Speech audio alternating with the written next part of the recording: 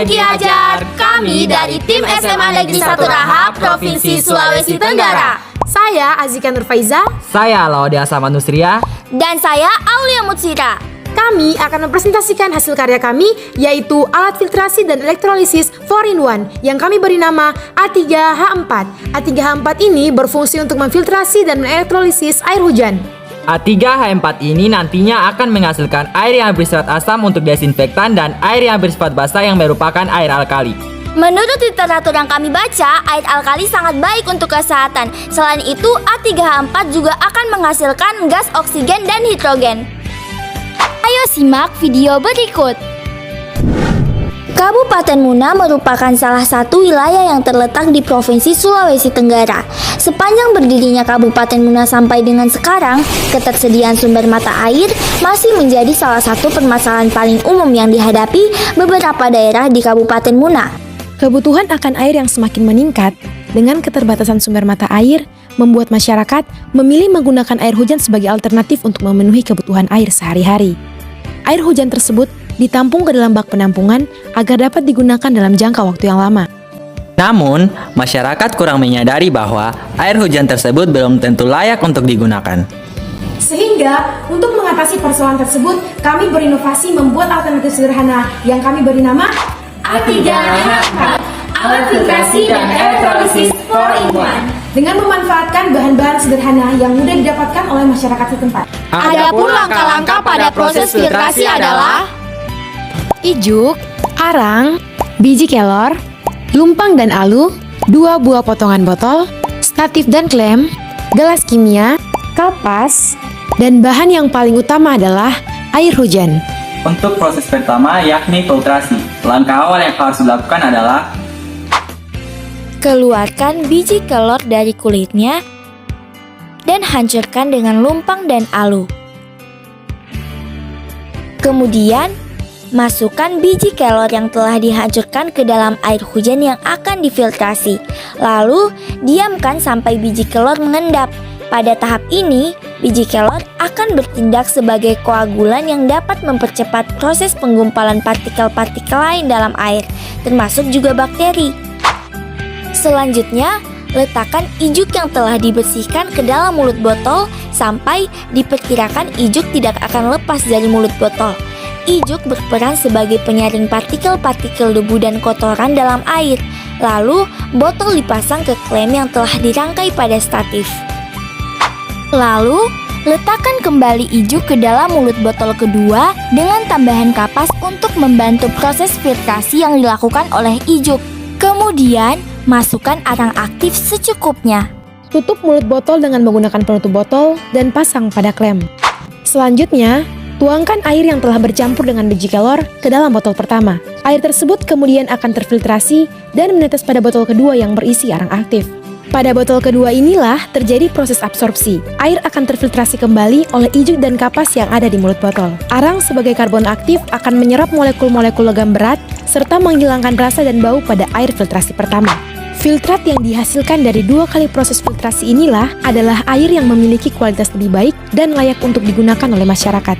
Sedangkan, alat dan bahan yang digunakan pada proses elektrolisis adalah pipet tetes, gelas kimia, indikator universal, kertas lakmus, pH meter, tabung plastik, pipa air divisi, fitting pipa TC forward socket, valve PVC, pipa stainless, selang, bor, kunci Inggris, kabel AC, jepit buaya dan steker, selotip kabel, kran air, obeng, gergaji pipa, dan lem pipa. Adapun langkah-langkah pada proses elektrolisis adalah langkah pertama, rangkai pipa dengan menggunakan lem.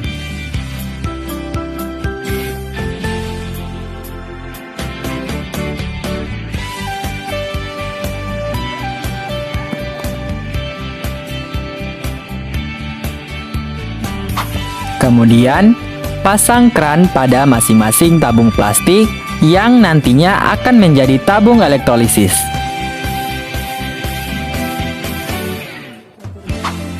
Selanjutnya, sambungkan selang pada ujung pipa stainless.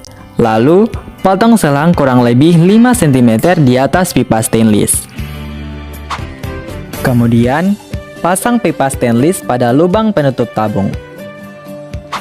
Masukkan kapas yang telah dibasahi ke dalam kedua ujung pipa penghubung. Kemudian, tuang air hujan hasil filtrasi yang akan dielektrolisis ke dalam tabung, lalu tutup tabung elektrolisis dengan rapat.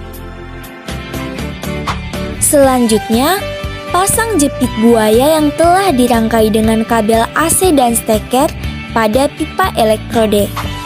Langkah terakhir yang harus dilakukan, putar kran penghubung dan hubungkan dengan arus listrik.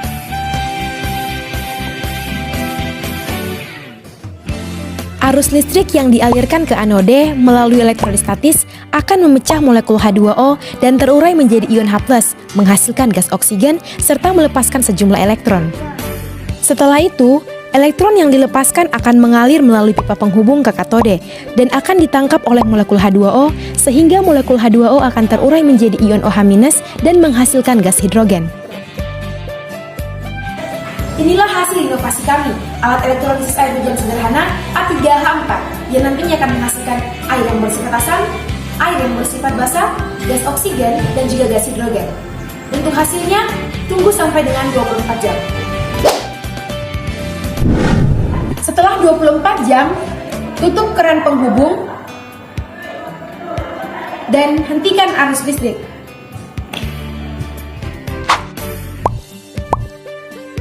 Berdasarkan uji yang kami lakukan, didapatkan bahwa air yang berada pada kutub anode memiliki pH 4,00 yang artinya bersifat asam.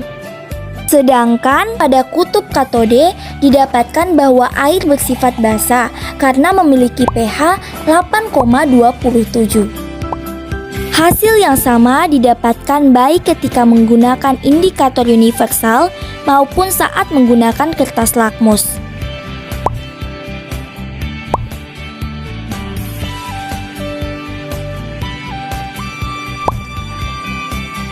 Setelah dilakukan uji laboratorium, A3H4 kemudian kami perkenalkan pada masyarakat setempat sebagai alat yang mampu memfiltrasi logam-logam berat serta mikroorganisme yang terkandung dalam air hujan dengan bahan-bahan alami yang mudah didapatkan di lingkungan sekitar. Juga kami perkenalkan cara menghasilkan air yang dapat menghasilkan air desinfektan dan air yang dapat langsung dikonsumsi dengan proses elektrolisis melalui alat A3H4.